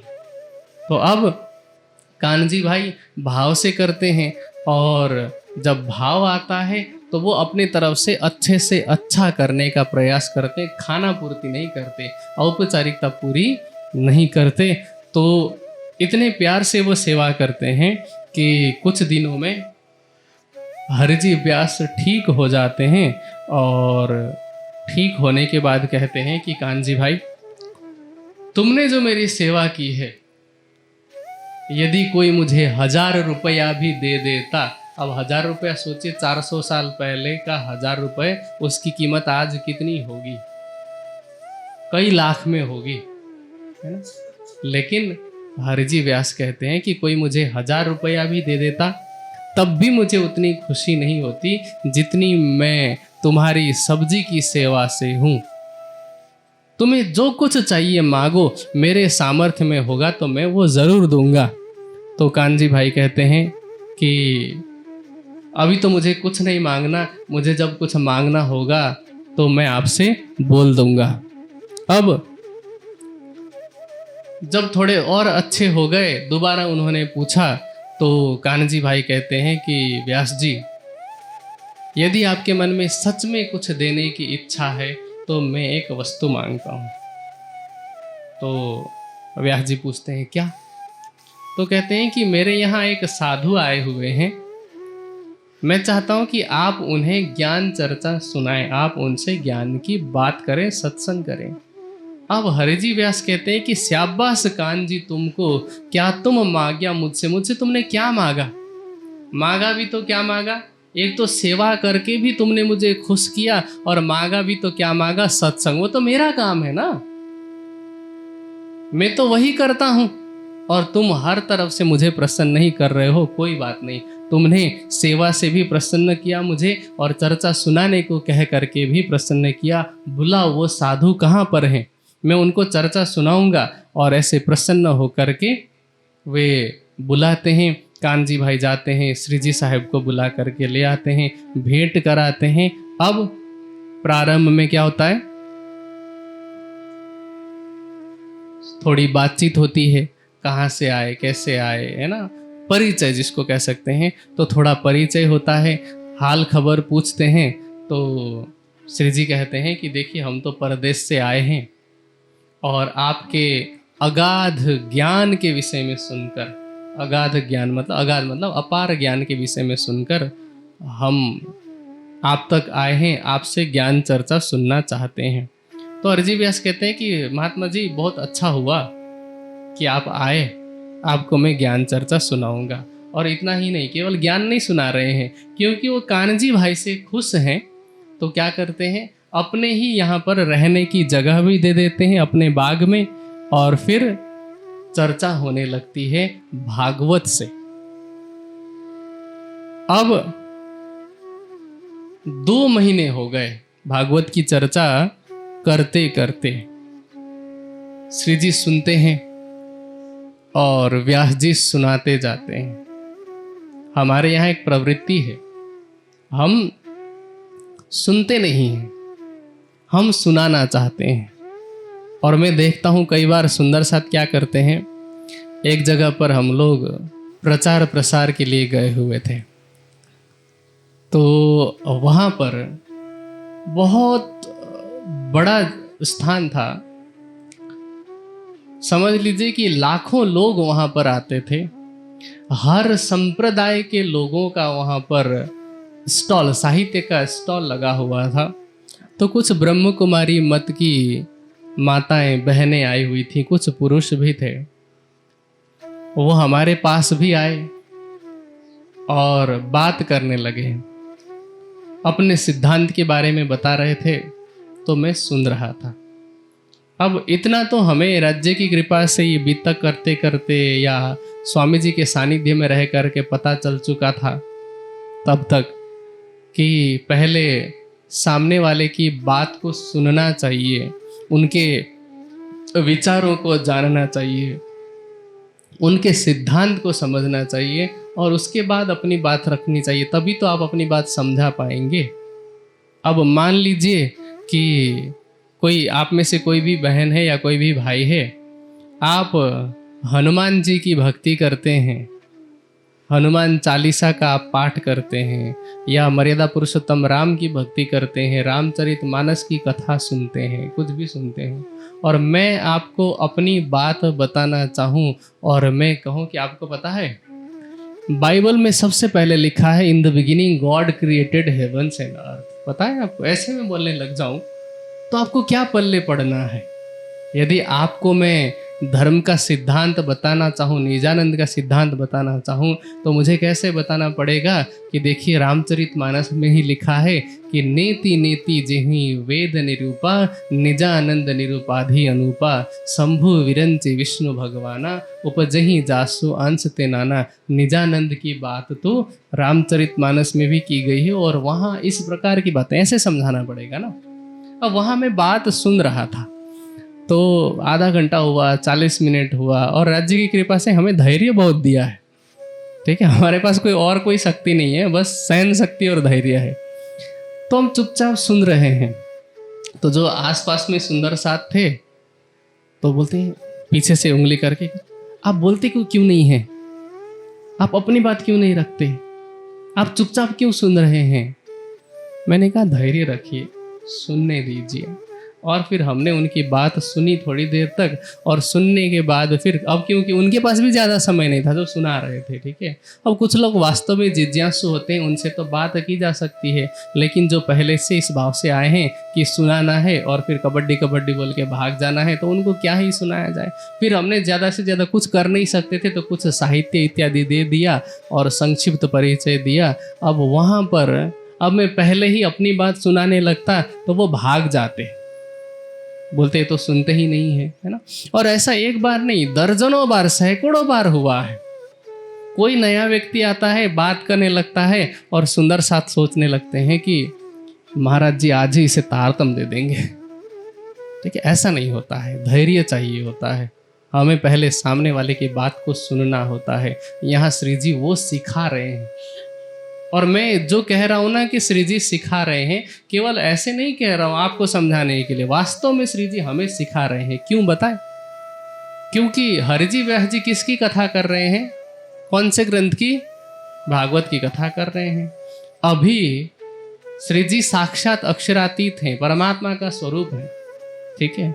जिस समय उनकी उम्र 12 वर्ष की थी, उस समय भी मिहिर राज जी ने श्री देवचंद्र जी ने जिनसे भागवत सुनी थी, ऐसे कान्हजी भट्ट को अपने 2-4 सवालों से ऐसे मौन कर दिया था कि उनको कहना पड़ा था कि इन प्रश्नों का उत्तर तो ब्रह्मा जी के पास भी नहीं है। यदि यही प्रश्न यहाँ पर आके कह देते कि व्यास जी आप बताइए कि गुण कितने हैं, तत्व कितने हैं, लोक कितने हैं, प्रलय कितने हैं, जवाब वही होता और परिणाम भी वही होता। लेकिन हमें बात सिखाने के लिए श्री जी ने 2 महीने तक भागवत सुनी, और भागवत सुनने के पश्चात अब एक प्रसंग आता है। प्रसंग क्या है? कहते हैं भागवत में एक प्रसंग आता है कि एक हीरे का मंदिर है, और वो मंदिर कैसा है, कितना बड़ा है? कहते हैं 84 लाख योजन का एक ही हीरा है जिसके मंदिर बना हुआ है। मंदिर का मतलब महल, या मंदिर का मतलब ऐसा मंदिर नहीं, घर को भी मंदिर कहा जाता है। तो 84 लाख योजन के बराबर के हीरे का महल है। तो उसके विषय में जैसे ही बात हुई तो श्री जी ने प्रश्न पूछा कि ये जगह किसकी है, मतलब ये जो हीरे का महल है यहाँ पर कौन रहता है, ये स्थान किसका है? तो व्यास जी क्या कहते हैं कि ये स्थान, शास्त्रों में ऐसा लिखा है कि ये स्थान अक्षर का है। तो श्री जी बहुत विनम्रता पूर्वक व्यास जी के चरणों में प्रणाम करते हुए कहते हैं कि ये जो जगह है अक्षर की, इसके विषय में आप मुझे बताइए कि ये कहाँ की जगह है, ये कहाँ पर है। आपने कह तो दिया कि अक्षर का स्थान है, तो बताइए कि कहाँ पर है। ऊपर तले माहे बाहर के ए ब्रह्मांडतीत, ये महल इस संसार के अंदर है, ऊपर है, नीचे है, बाहर है, या इस ब्रह्मांड से भी परे है। आप मुझे मोसो कहो समझाए कि ये जो ठौर अतीत, ये जो स्थान है जहाँ भी हो, या सबसे परे भी हो, अतीत मतलब सबसे दूर भी हो, तो वो भी बताइए कि कहाँ पर है। और क्या कहते हैं, 5 तत्व 3 गुण और मूल प्रकृत, इनको नास तुम कहो, यह ठौर अक्षर की कित। अब 2 महीने की भागवत में ये बातें सुन चुके हैं कि, और पता तो पहले से ही है, क्या कहते हैं, 5 तत्व 3 गुण और मूल प्रकृति तक का तो नाश आपने ही बताया पहले भागवत करते हुए। तो आप बताइए कि यह जो अक्षर का स्थान आप बता रहे हैं वो कहाँ पर है। और कहते हैं हमसो अंतर ना करो, यह बताओ तुम। आप हमसे बिल्कुल भी अंतर मत रखना, हमसे कोई बात नहीं छुपाना, हम बार बार आपको विनती करते हैं। तो क्या कहते हैं व्यास जी, तब जवाब व्यासें दिया, यह ठौर आदि नारायण। ये जगह किसकी है?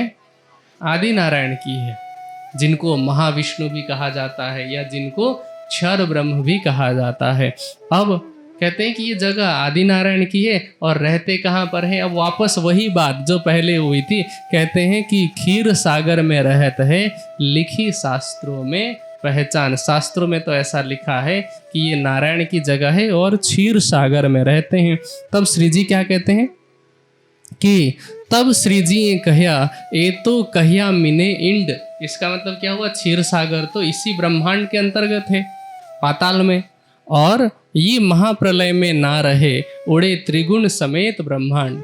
ये क्षीर सागर तो महाप्रलय में नहीं रहने वाला, क्योंकि तीनों गुण 5 तत्व सबका नाश होने वाला है, इस ब्रह्मांड का भी नाश होने वाला है।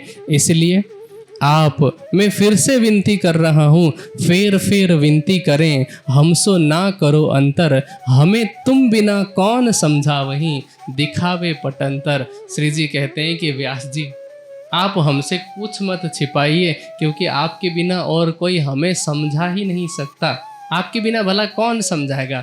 अब यहाँ पर मीठा ताना दे रहे हैं, क्योंकि घमंड भी तो तोड़ना है, क्योंकि यही व्यास जी हैं जो कहते थे अब तक कि जिसको मैंने हाँ कहा उसे ना कहने वाला, और जिसे ना कहा उसे हाँ कहने वाला कोई नहीं हुआ है। अब उत्तर तो मिला ही नहीं, तो व्यास जी क्या कहते हैं, तब व्यासें झुक के कहा, मोहे कहत तुम क्या, कि तुम मुझे क्या पूछ रहे हो बार बार, जब शास्त्रों में ऐसा ही लिखा है तो मैं इसका उत्तर क्या दे सकता हूँ। और फिर कहिया कटुक वचन आचार्यों को, इनो ऐसे ही लिखे सुकन। कहते अब आचार्यों को कड़वे वचन कहने लगते हैं, जिन्होंने शास्त्र लिखे उन लोगों को कड़वे वचन कहने लगते हैं कि जब आचार्यों ने ऐसा लिखा, लिखने वालों की गलती है, और उनके लिए बुरे शब्द कहने लगते हैं। अब उनके पास कोई उत्तर बचा ही नहीं। अब ये तो बात क्षर की हो गई ना।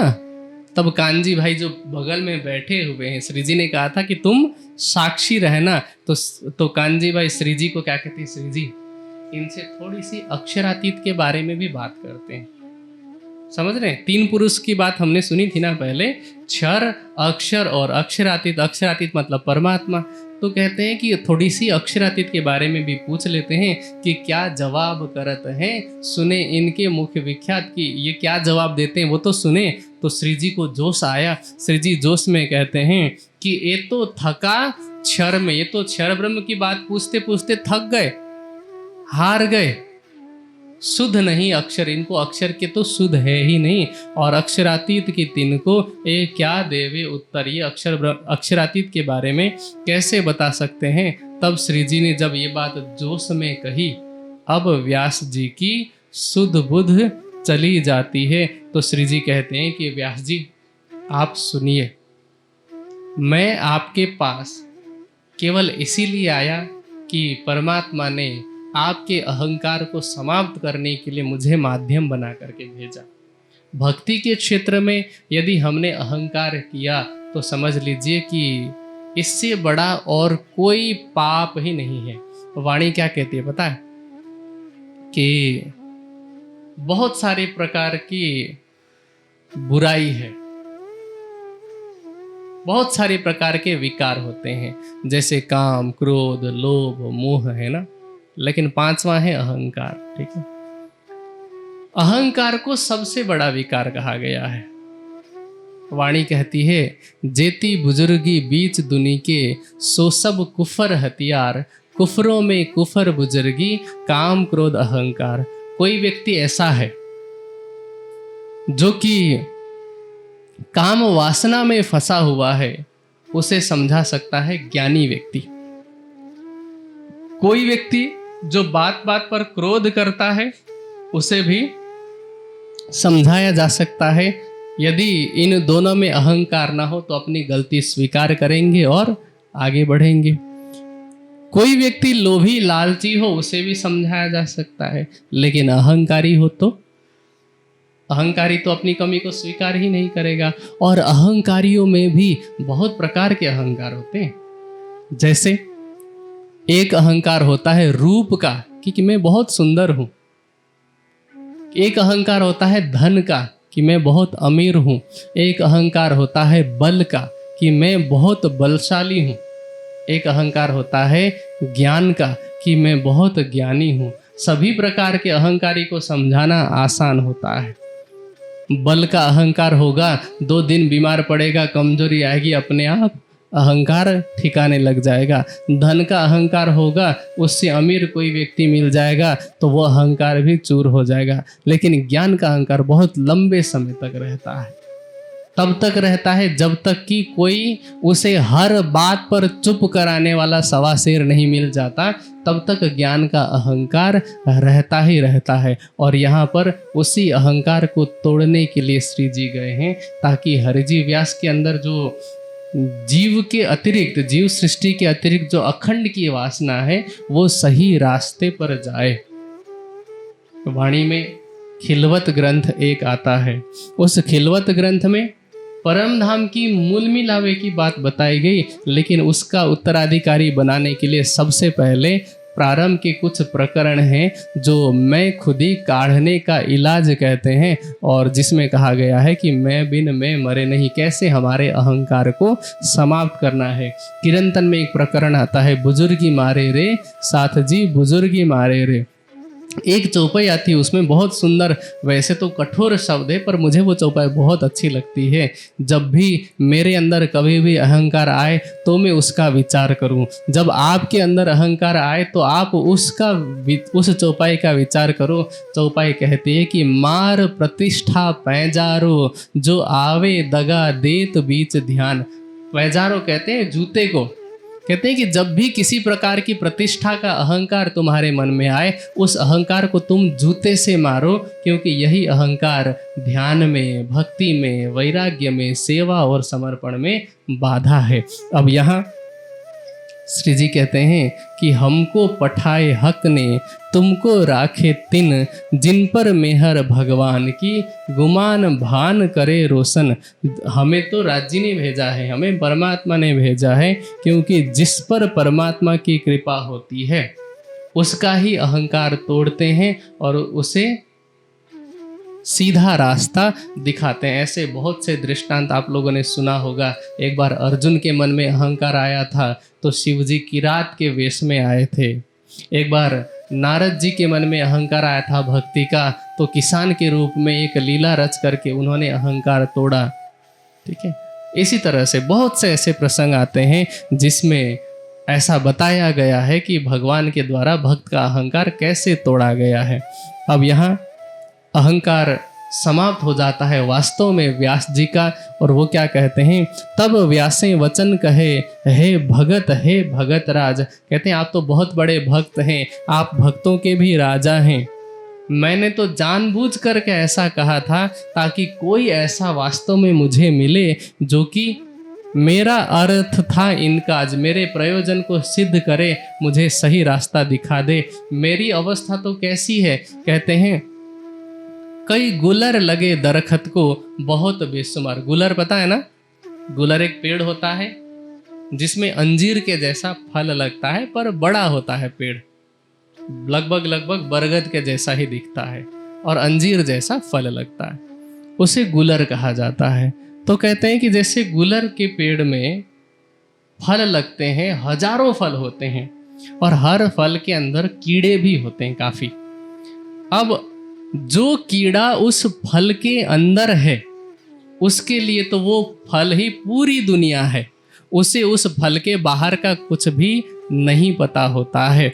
इसी तरह से मैं भी उस गुलर के फल के कीड़े के जैसा था, मुझे और किसी का कुछ पता ही नहीं था। इसलिए मैं क्या सोच रहा था कि मैं ही सबसे बड़ा विद्वान हूँ, मुझे अपने गुलर के अलावा बाहर का कुछ पता नहीं था। जैसे हमारे यहाँ एक कहावत कही जाती है ना, कुएं का मेढक, है ना, तो मेरी अवस्था कुएं के मेढक जैसी थी, मुझे सागर का कुछ पता ही नहीं था। मैं जीव उन गुलर में का, नहीं मेरा और गुलर, मुझे किसी और गुलर के बारे में पता नहीं था। आगे पंडित मैं सब जीते, मैंने अब तक हर पंडित को जीता है, हारा न काहू सरभर, किसी से नहीं हारा, सो आज मैं छोड़े हथियार। अब वो ज्ञान का हथियार मैं आपके आगे छोड़ता हूँ और मैं पूरे विश्वास के साथ ये मानता हूँ कि आपको परमात्मा ने ही भेजा है। मुझे अब आप वास्तविक रास्ता बताइए, सही रास्ता बताइए और मेरी आत्मा का कल्याण कीजिए। अब क्या हुआ, जेता अंकुर इनका तहाँ लो भई सोहबत, फेर तिन से जुदे पड़े आए नौतनपुरी तित। अब जितना अंकुर उनका था, अर्थात जहाँ पर भी इस बीतक में इस प्रकार से सांकेतिक रूप में बात कही गई है कि जिसका जितना अंकुर था, तो वहाँ समझना चाहिए कि यहाँ ईश्वरी सृष्टि की बात हो रही है। क्योंकि मैंने अभी कुछ दिन पहले की चर्चा में भी कहा था कि जीव सृष्टि मायावी चीज़ें मांगती है, ईश्वरीय सृष्टि ज्ञान मांगती है, वो ज्ञान प्रधान होती है। ऐसा नहीं कि प्रेम नहीं होता, पर ज्ञान प्रधान अधिक होती हैं, और ब्रह्मात्माएं केवल परमात्मा का प्रेम मांगती हैं। अब यहाँ एक ज्ञान प्रधान है, और जिन्होंने ज्ञान से ही शास्त्रार्थ में हार करके अपना समर्पण किया और अपने अंकुर के अनुसार, अपनी परमात्मा के प्रति निस्बत के अनुसार लाभ लिया, और कुछ समय के बाद श्री जी वहाँ से चल करके नौतनपुरी गए। अब कल की बीतक में हम सुनेंगे। एक प्रश्न आपके मन में अटका हुआ है, अभी मैं जानता हूँ कि वो जो हीरे का मंदिर है वो कहाँ का है, किसके बारे में बात की गई है। तो हीरे के मंदिर के विषय में, और उसके बाद अब यहाँ से चल करके श्री जी को अंतः प्रेरणा होती है कि गुजरात पर संकट आने वाला है। कुतुब खान को जो पहले समझौता किया गया था ना कर के विषय में, तो वह निश्चित समय पर कर नहीं दिया जाता है। तो अब ये तो बहाना ही ढूंढ रहे होते हैं युद्ध करने का, तो वो हमला करने के लिए आता है। लेकिन श्री जी क्या करते हैं, जाकर के सारी जिम्मेदारी अपने ऊपर ले लेते हैं। कहते हैं कि ये गलती मेरी है, थोड़ी सी मोहलत और दे दो, और इस मोहलत में मैं सारा कर चुका दूंगा। अगर नहीं चुका पाया तो तुम्हें जो सजा देनी हो दे देना। अब यहाँ से जाकर के कैसे, क्योंकि माया अभी पूरी दिखानी बाकी है। पहले कई रूपों में देख चुके हैं, लेकिन अब पूरी माया देखनी बाकी रह गई थी, माया की पूरी प्रबलता देखनी बाकी रह गई थी। वो कैसे दिखाते हैं। अब श्री जी साहब को दोबारा जेल में डाला जाता है, यहाँ तक कि फांसी की सजा तय की जाती है। लेकिन वहाँ से किस प्रकार कान्हजी भाई जी की सेवा, उनके समर्पण के कारण बाहर निकलते हैं, कैसे कान्हजी भाई भी उस जेल से बाहर निकलते हैं, और वहाँ से जागने का दौर किस प्रकार प्रारंभ होता है, ये सारी बीतक सुनेंगे हम कल। अभी के लिए चौपाई दोहराइए। जेता अंकुर इनका तहाँ लो भई सोहबत, फेर तिन से जुदे पड़े आए नौतनपुरी तित, आए नौतनपुरी तित। बोलो श्री प्राणनाथ प्यारे, बोलो श्री सद्गुरु महाराज। प्रणाम।